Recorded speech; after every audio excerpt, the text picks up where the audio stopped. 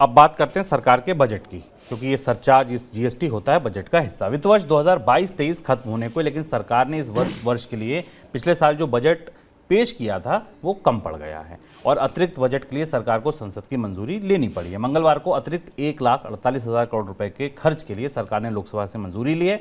वित्त वर्ष 2022-23 में ये दूसरी बार है जब सरकार को अतिरिक्त बजट के लिए संसद से मंजूरी लेनी पड़ी। सर, ऐसे कौन से खर्चे बढ़ गए अचानक जो सरकार को अतिरिक्त पैसे की मांग करनी पड़ी? शुभम, अगले साल का बजट पेश हो चुका है, लेकिन पिछले साल का बजट अभी चल रहा है क्योंकि वित्त वर्ष खत्म नहीं हुआ है और यहाँ हमें बजट बेहाथ होता दिख रहा है। ये दूसरी बार ऐसा हुआ है पिछले वित्त वर्ष में जब सरकार को दूसरी सप्लीमेंट्री या दूसरी डिमांड फॉर ग्रांट्स लेकर आनी होती है। बजट की प्रक्रिया होती है कि सरकार एक साल भर का खर्चा अप्रोप्रिएशन बिल के जरिए बजट से संसद से मंजूर कराती है और फिर अगर खर्चा आकलन से ज़्यादा जाता है तो उसके लिए एक अनुदान या अनुपूरक मांगे आमतौर पर दिसंबर में संसद के शीतकालीन सत्र में पेश की जाती हैं। पर इस बार एक विशिष्ट स्थिति दिखाई दी जब सरकार को बजट सेशन में एक और अनुपूरक मांग लानी पड़ी जो 1,48,000 करोड़ रुपए की। और इसमें जो सबसे बड़ा खर्च हुआ है, वो जो बढ़ोतरी हुई है, वो फर्टिलाइजर सब्सिडी के मद में हुई है।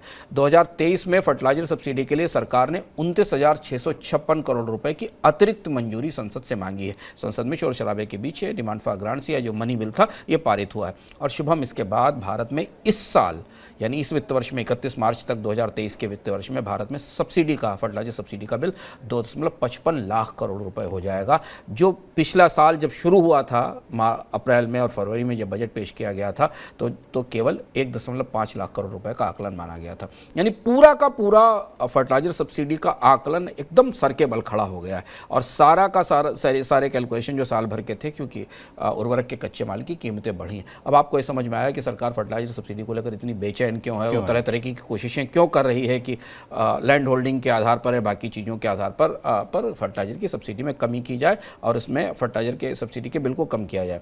दूसरा जो बड़ा हिस्सा है वो इसमें 25,000 करोड़ का जो यूनिवर्सल सर्विस फंड ऑब्लिगेशन का जो पैसा कलेक्ट किया गया था सप्लीमेंट्री ग्रांट्स में उनका एडिशनल ट्रांसफ़र किया गया है।